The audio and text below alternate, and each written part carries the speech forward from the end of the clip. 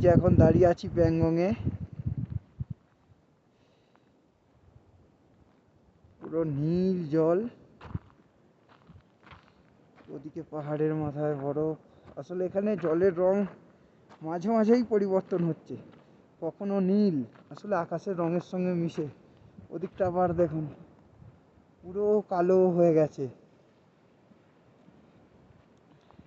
কখনো সবুজ।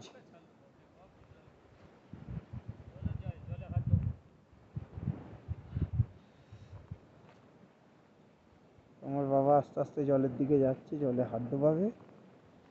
এই আমার গাড়ি, পিছন দিকে আকাশ। ওয়েদার খুবই খারাপ, কিন্তু এক্ষুনি ভালো ছিল। এখানে এই একটাই ব্যাপার, ওয়েদার যখন তখন খারাপ হতে পারে। এক্ষুনি ওই দিক থেকেই ঘুরে এলাম, আকাশ পুরো নীল ছিল পুরো। তখনও দারুণ লাগছিল, তখন ভিডিও করিনি, ভাবলাম এসে করব। আস্তে আস্তে পুরো মেঘ জমে গেছে, যেমন এই দিকটা তখন হালকা মেঘ ছিল, এখন পুরো ক্লিয়ার আকাশ। প্রকৃতির কি অপরূপ খেলা সত্যি।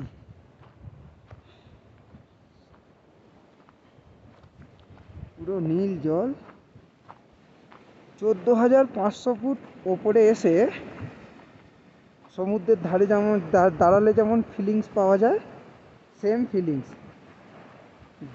জলে ঢেউয়ের গর্জন,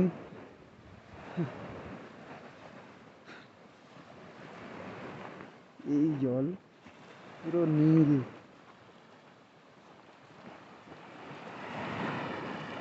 ভাবুন আপনি পাহাড়েতে সমুদ্রের ধারে হাঁটছেন, 14,500 ফুট ওপরে সমুদ্রের ঢেউয়ের গর্জনের মতো গর্জন শুনতে পাচ্ছি। পরিষ্কার স্বচ্ছ নীল জল, স্বচ্ছ নীল, স্বচ্ছ নীল। উনি কিছু রিসার্চ করছেন।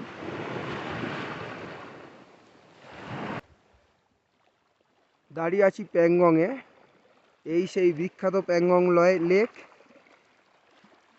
যার 40% আমাদের ভারতবর্ষের মধ্যে পড়ে আর 60% চীনের মধ্যে পড়ে।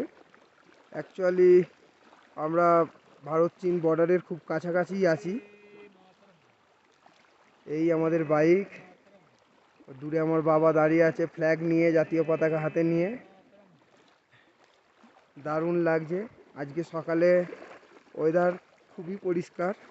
ওইদিকে সূর্যটা আছে বলে জলের রঙটা যে কতটা নীল সেটা ঠিকঠাক হয়তো ভিডিওতে আসছে না, কারণ আমি এখানে দেখতে পাচ্ছি, কিন্তু জলের রং পুরো নীল পুরো, আর আকাশ পুরো ক্লিয়ার।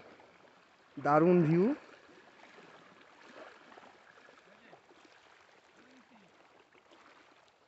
দারুণ ভিউ, দারুণ। 14,500 ফুট ওপরে, এই দেখুন ঢেউয়ের গর্জন, সত্যি অন্যরকম লাগছে। 14,500 ফুট ওপরে এসে একটা লেকের ধারে দাঁড়িয়ে সমুদ্রের মতো ফিলিংস পাওয়া বিরাট ব্যাপার, অন্তত তো আমার কাছে বিরাট ব্যাপার।